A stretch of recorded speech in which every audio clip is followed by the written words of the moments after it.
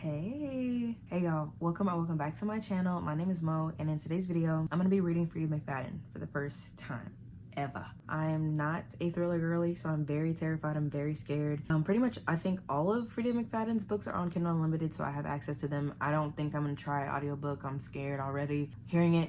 I don't think so. I'm gonna let my imagination run wild. But yeah, I've been hearing about Freida McFadden almost like my whole revamped reading journey that I started in 2022. So I'm excited. I hear so many great things about Sister Freida. So I'm gonna start today reading Never Lie. I think this one is more like a lot of people's favorite. I'm just reading really popular ones. I think she has 20 or 15 books or something like that. I'm gonna only read a little handful. I'm not gonna get too, but I heard you can read these in a day. They're popcorn thrillers. We'll see about that, because I plan on reading Never Lie first. So I know a little bit about all these books. Never Lie, it's this couple that are going to this open house. They're trying to move into their dream house. They get snowed in and they're stuck there, and they find in the attic a bunch of, the person that stayed there before that was a psychiatrist or a therapist or something like that. She left all these cassette tapes of every session that she had with the client, and it started getting dark and twisted. And I'm gonna tell y'all, I have a prediction for that one, and I think that the main character, whoever the narrator is, I think the main character is gonna be the person, because they think that the person is dead. I don't think that the person is dead. The therapist, I don't think the therapist is dead, okay? I think that they're hidden somewhere, and then the main character has something to do with it. So they're trying to cover up their tracks and move into that house and burn all the tapes. So it's gonna be a tussle with the tapes, I feel like. I don't know, that's just me. The next one that I want to read is The Housemaid, which is her main one that people really recommend and really know. All I know about that is this lady, she wants to housekeep for these people, and they lock her up in a basement. It locks on the outside, not the inside, or something like that. And there's secrets and weird shit happening, and I'm terrified of it.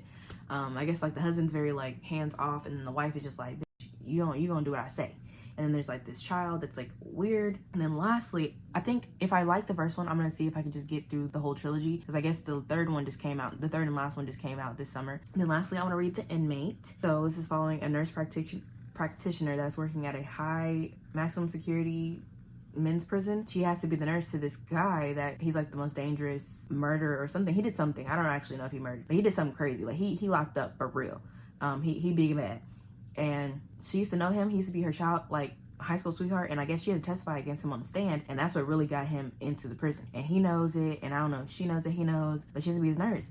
And yeah, I try to go into thrillers with an open mind, just a blank canvas, and I'm just reading and vibing. But sometimes, you read something, you're just so that's gonna happen naturally, I feel like. If I want to read anymore, I will let y'all know. I'm scared of some of the other ones, so we'll see. I kept looking up, is it scary? No one had a real answer. People are saying that a mature 10 or 11-year-old could read these books. I don't know about that, but yeah, I'm gonna start with Never Lie.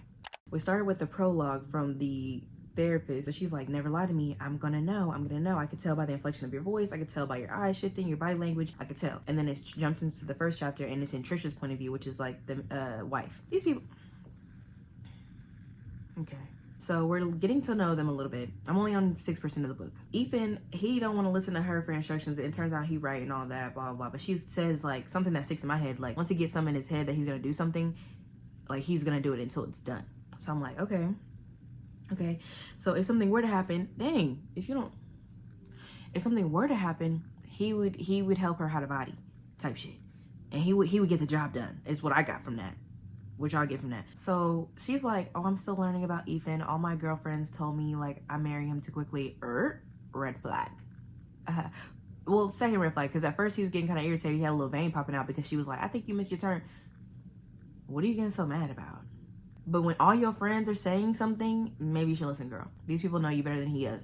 I'm not saying every relationship, every marriage, you should just know everything about everybody, because it's so fun to still learn people. But what do you mean? Then turns out how they met, it was a little meet cute. She done left her man of over a year for this man, and then 9 months later they got married. They've been married for 6 months. It's all just really fresh, and I just feel they don't know each other. And she just everything with him is amazing, just he doesn't know my secret. Girl.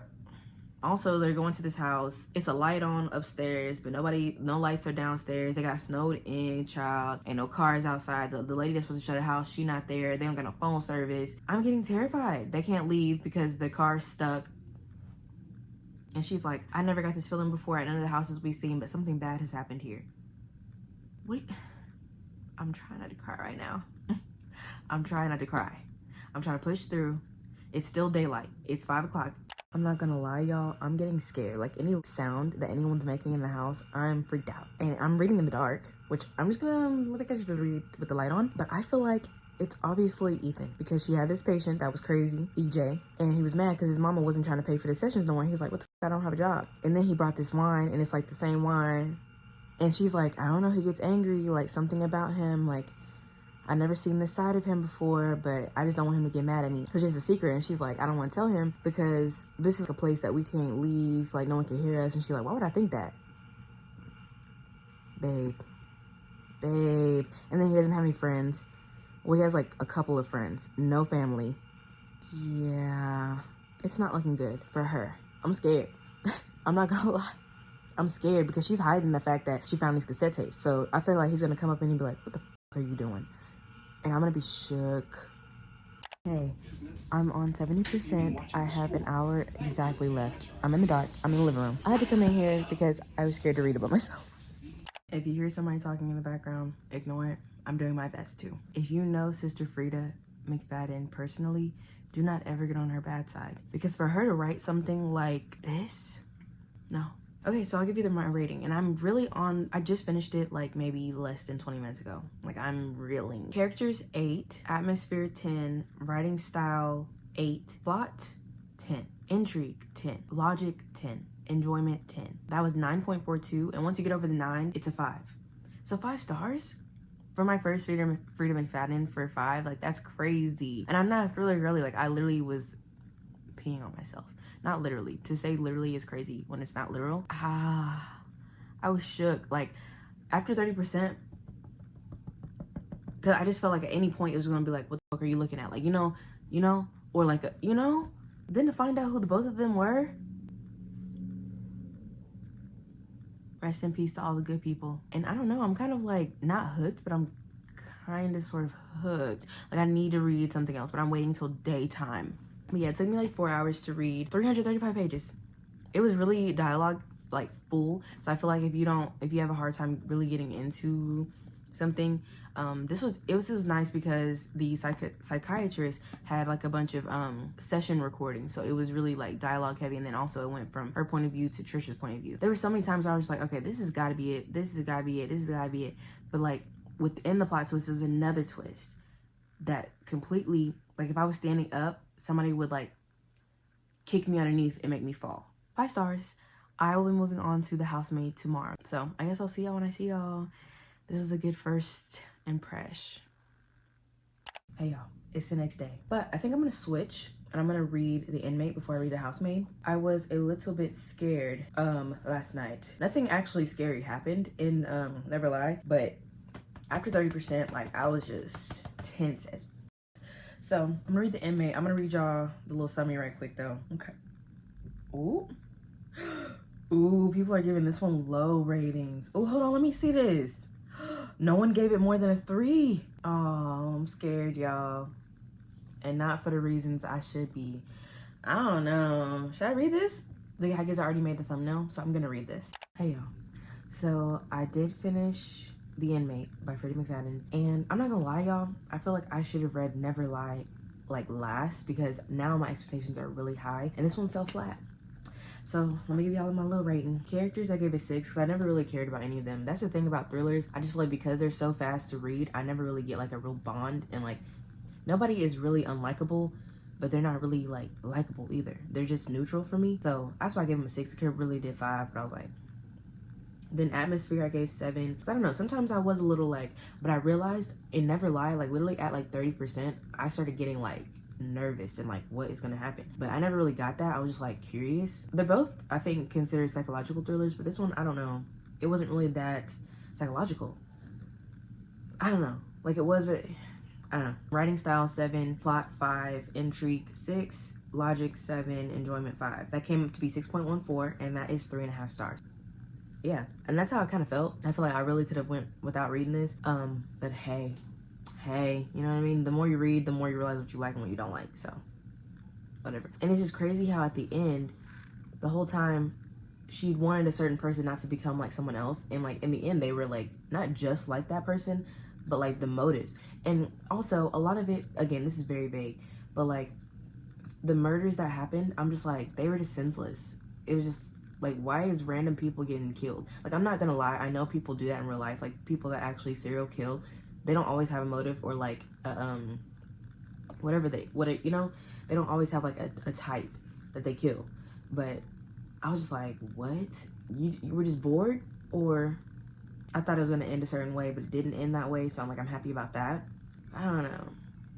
Yeah, that's really all I have to say. 3.5 stars. Honestly, the rating that I expected most thrillers to get was like 3.5, 3. Because it's really not like a genre that I really read. So like, I'm not surprised, but like, I was like, dang, Never Lie, it really set the bar. So now I'm like comparing it, like the pacing of it was different. I don't know, child. So yeah, I'm gonna read The Housemaid. I don't know if I'm gonna start it today. I probably will, but yeah, I will see y'all if I have another update or if I finished a book. Okay, hey y'all, this is the same day. I am a little bit over 10% of The Housemaid, and this is just like me chatting with y'all. I feel like Freida McFadden definitely has like a signature writing style kind of thing. Well, okay, I'm only 2 books into her catalog, but she loves a good wine.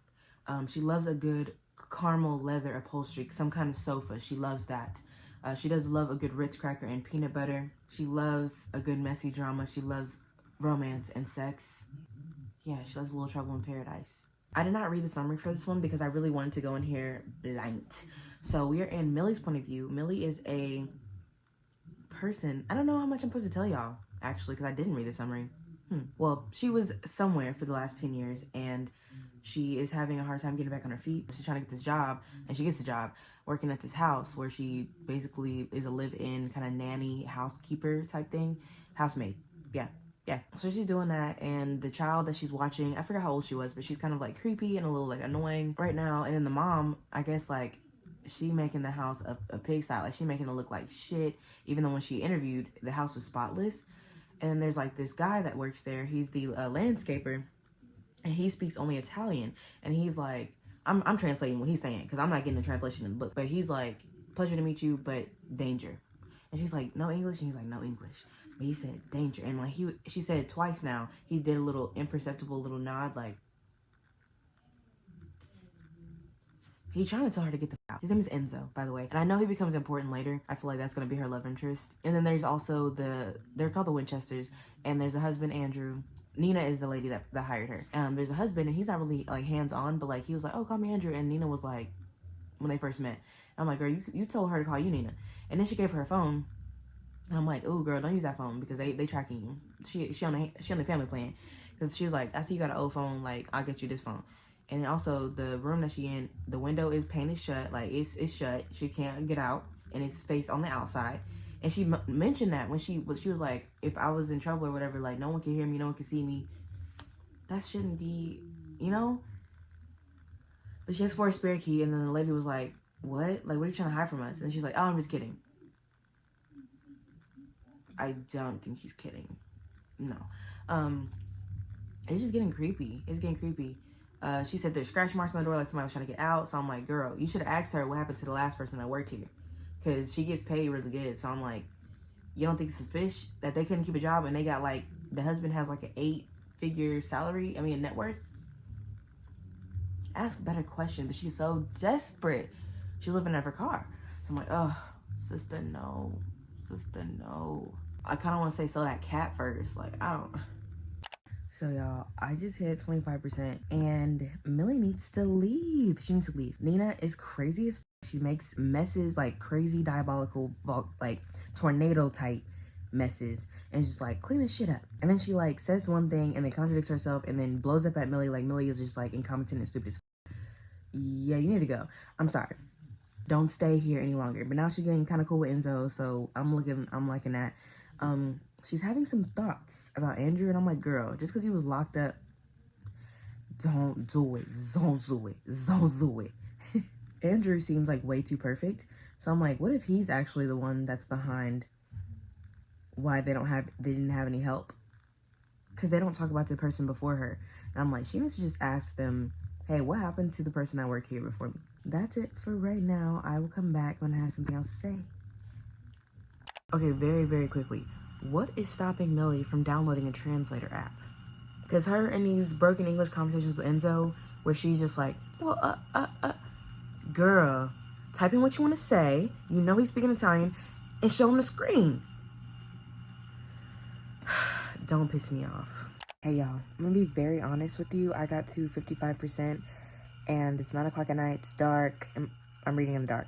And I'm just gonna continue tomorrow. Like, I do want to know what's going on. I could finish this before the day's over, but I don't want to. Yeah, I need to start reading these earlier in the day, because what? I'm definitely getting scared. So yeah, see y'all tomorrow. Y'all, I'm at 60%, y'all, and we just got a perspective change, and I'm really shook right now. I'm really shook. I'm really, because it's like, when you're reading a book, and especially something like this, when somebody seems too good to be true and they're just like so perfect, like obviously there's something going on. And that's what I thought when I first saw all the medication. When I first read about all the medications in that cabinet, I was like, I don't know. Behind a lot of crazy people, because really crazy, I think, is a harmful term for like mental illness, but you know what I'm saying? I don't know another, I say off, but like a lot of stuff behind off people, it's like their environment. So y'all see, I'm reading this in the daytime, so we gonna see. Okay, I'm on 80%. I guess I have like less than an hour left of the book, but can you imagine going to prison and having like pretty much all of your rights stripped, and then you get stuck in this house with these crazy people? I'm not even guessing anymore. I'm just here for the ride. I don't know, like, what can she do? And really, it goes to show people are crazy. And again, that word.